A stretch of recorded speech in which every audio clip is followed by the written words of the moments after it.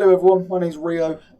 This is Rio Cloud Sync. What we're going to do today is go through the process of creating user accounts, if that's fully corporate user accounts or B2B guest users, so business to business guest users. So that could be an external party or some sort of external user you would like to invite into your organization to access your internal resources, just like an internal intranet from that perspective. As well as going through the creation of user groups, as well as device groups, and how we can add dynamic membership rules to those groups to automatically populate either users or devices into those Z groups. So we'll first touch upon the creation of user accounts, and with that, the two different types. And what type of details we need in terms of prerequisites to create the user accounts. So first things first, you need to access the Azure portal, specifically Azure Active Directory, either two ways. Go to AAD.azure.com or navigate to portal.azure.com and navigate to Azure Active Directory that way, either through the search mechanism at the top here or by clicking Azure Active Directory if you've got it in the widget pane. Once you click Azure Active Directory, this will bring you to the dashboard. This will give you a general consensus in terms of your organization, what type of licensing you've got, your default directory domain, which is the Microsoft domain name you get upon creation of the tenancy, as well as the amount of users and groups you currently have in your tenants. So what you need to do to start off with, we need to navigate to the manage kind of pane ribbon. And with that, there's a few management capabilities here in terms of management of the organization. Same principle if you are doing this in the Microsoft 365 Admin Center. However, I do prefer to do it in Azure Active Directory due to the management style and how it looks and appears. However, you can complete majority of the actions we complete in Azure Active Directory in Microsoft 365 Admin Center. Okay. The only pitfall to creating groups anyway within Azure Active Directory is the fact you can't create distribution lists as well as mail enabled security groups, etc. So if we go into the users pane, this will bring you a list of all your users in your current tenancy. In terms of columns, you can filter this by user type. So if they are a guest user or if they're a fully pledged member of the organization. Okay, as well as their user principal name, which is obviously their primary SMTP address. Are they currently synced? So are we currently in a hybrid situation in terms of we've got a AD domain services on premise, which is domain joined to obviously a domain controller, and with that, that's being synced up to cloud. In this situation, this is a cloud-only user account, of which this is set to no, because this is a cloud-only identity. This was created underneath the remit of cloud-only. And then you've got the identity. Same principle. What type of organization is it assigned to in terms of being domain joined? In this instance, it's domain joined to the Rio Cloud Sync organization. You can add filters as well as filter those filters down, so you can specify what you need in terms of requirements. However, we're just going to work off what we've got here. So we've got one user account. In this instance, you want to press create new user. Okay, you've got two options to create a new user, which will be a fully pledged user within your organization, or invite an external user. So inviting an external user is touching upon the B2B user experience, so the business to business. So you want to invite an external party in to be able to manage resources you have internally in terms of your IT infrastructure. We're going to go through the create new user template. With this, it's going to ask you to specify a user principal name. So this will be the alias associated to the user account. In this instance, we'll just put, I don't know, user A, for example. Okay, user A @riocloudsync.microsoft.com. If you do click the drop down button, if you did have additional domains, for example, I don't know, useray at riocloudsync.co.uk or .com or .info, then these would be visible. You would obviously have to purchase a domain name from a DNS registrar, and then append the TXT record and all the MX routing records into either M365 or Azure, and with that you'll be able to validate that domain and associate with this user account. But in this instance, we've only got the default directory domain name at this point in time, which is riocloudsync.microsoft.com. So we'll stick with that. That's fine. You can utilize that. We're going to derive the user principal name. We're going to derive the mail nickname from the user principal name in this instance. You can change this. However, best practice is just to keep this simultaneous, especially if you're utilizing some sort of hybrid situation where you've got Azure AD Connect in place in terms of syncing the identities upwards, because you may get a discrepancy between the immutable ID or the particular ID you've specified in terms of the anchor between on-premise and cloud. You then want to select display name. So who is this user? Okay, I've named it user A, so we may want to call it user A in essence. Okay, this is how it will display to end users in terms of the end user experience. So when you access Teams, for example, you type in the email address or you type in user space A. Okay. Password, I'm going to set this now, just so I've got this for future reference. So what we do, we untick auto generate password. We then type this in as per your password complexity requirements within the org if they've not already been set. We're going to make this account enabled, so we'll need to tick box to enabled. So what we've got here is we're creating a user account called useray at riocloudsync.microsoft.com. The mail nickname is going to derive from the user principal name. So what does that mean? The mail nickname is going to use the user principal name. Display name is going to be user space A. So when we're searching the likes of Teams or Outlook, that's what will display associated with the email address. And we've set the password to whatever you like. You can say to auto generate password, and then obviously press this button here to copy that password and paste it into a TXT, etc., to display that output.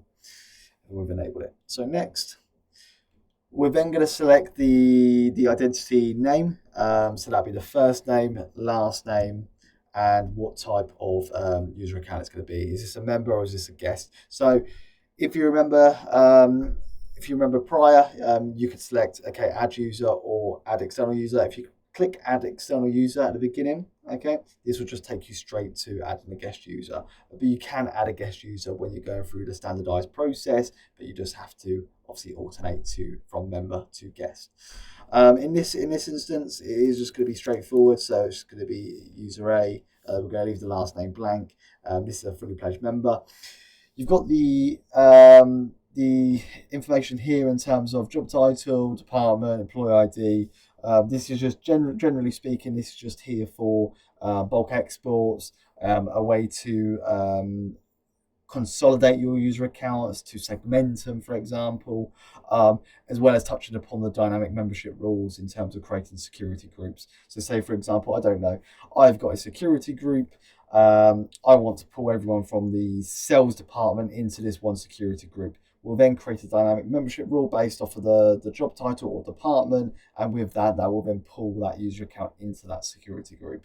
So that's the job information, and that's where the use case scenarios will be defined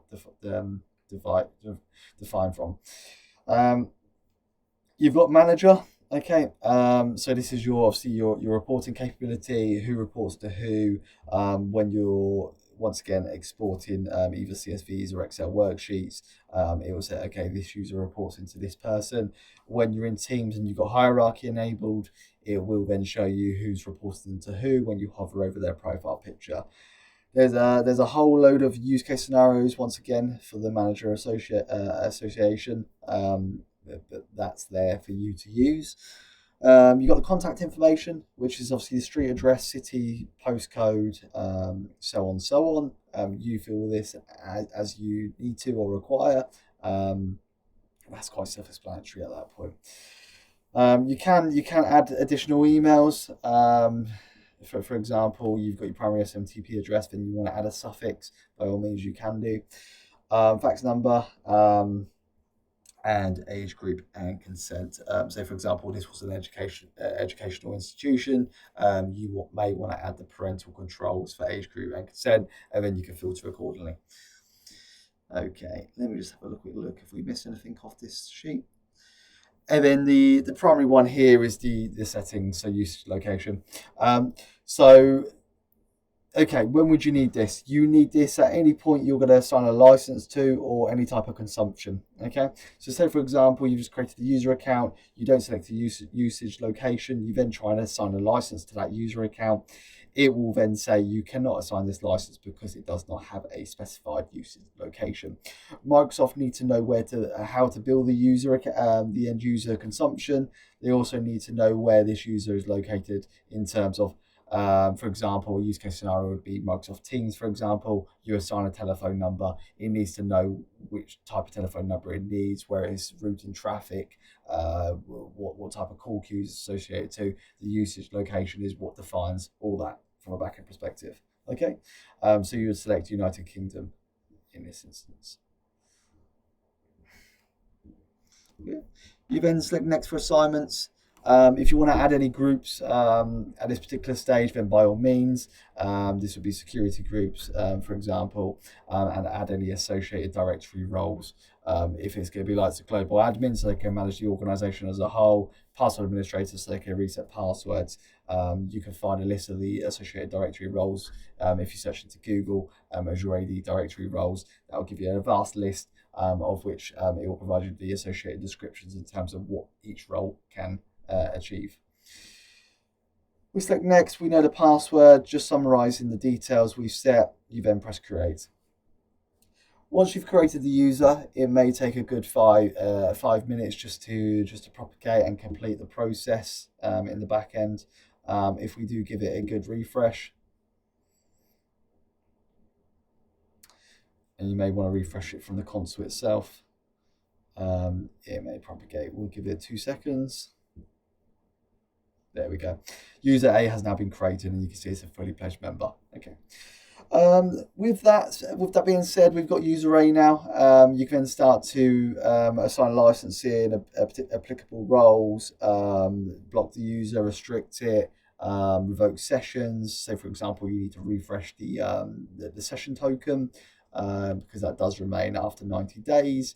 By all means, you could do a whole load. So what we need to do now, we can invite external guest user.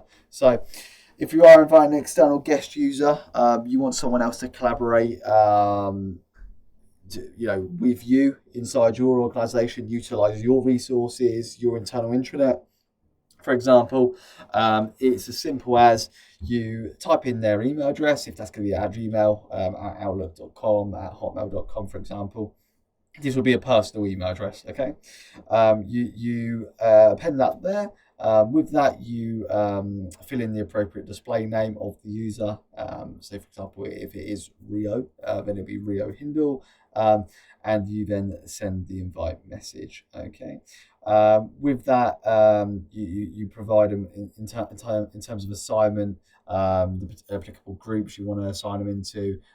If there's any roles you want to assign them into, say for example they're doing a project within your organization, and any application groups you want to assign them into, so they have access to Z service for example.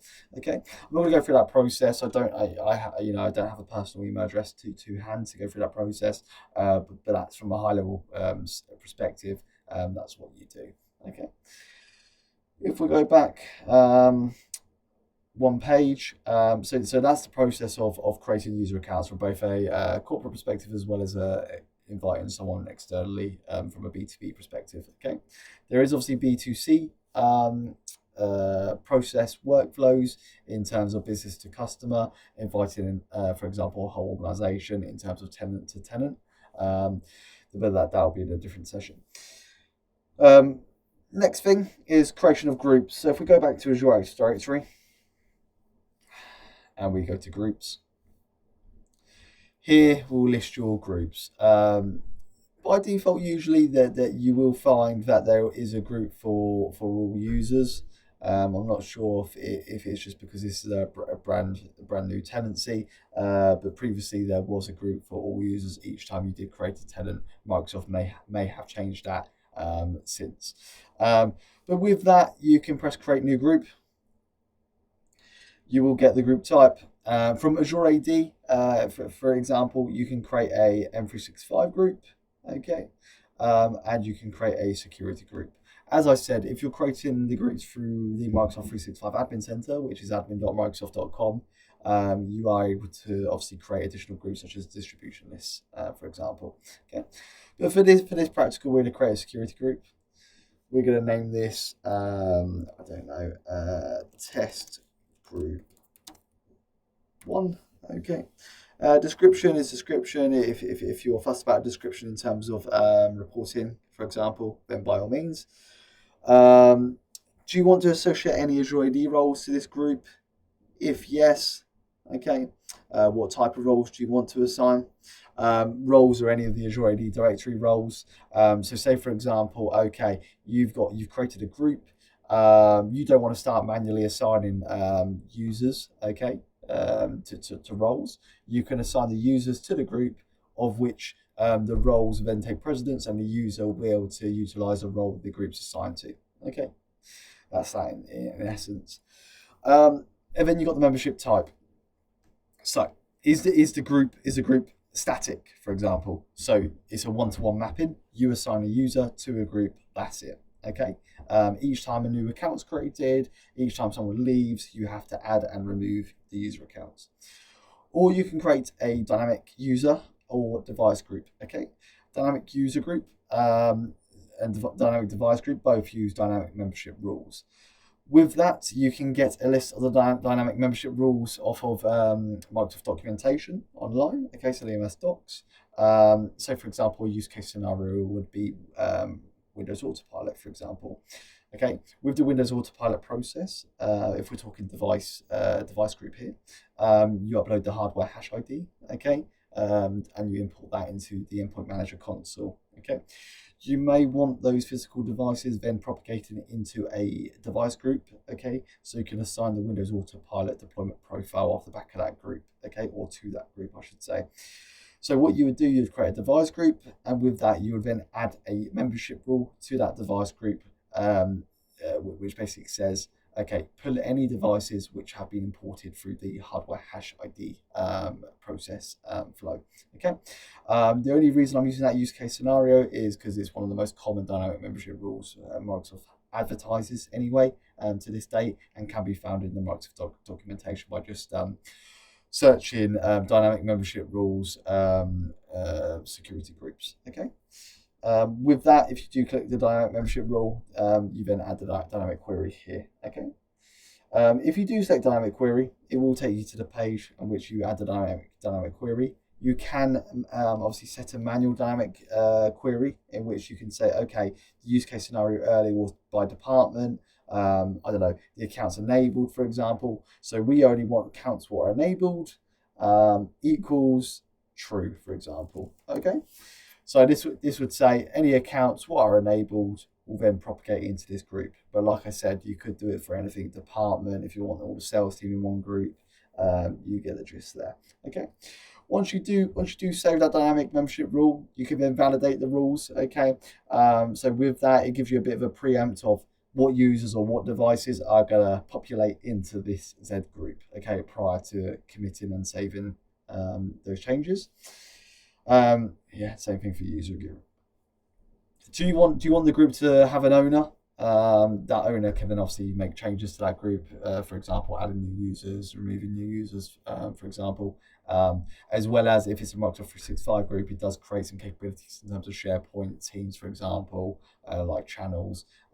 So just be wary of on what type of user account you're adding as an owner. Are they there to manage that group? If not, then they're probably more inclined just to be a member. Okay, but in this instance, we'll just click static group, and then obviously add the members as and how.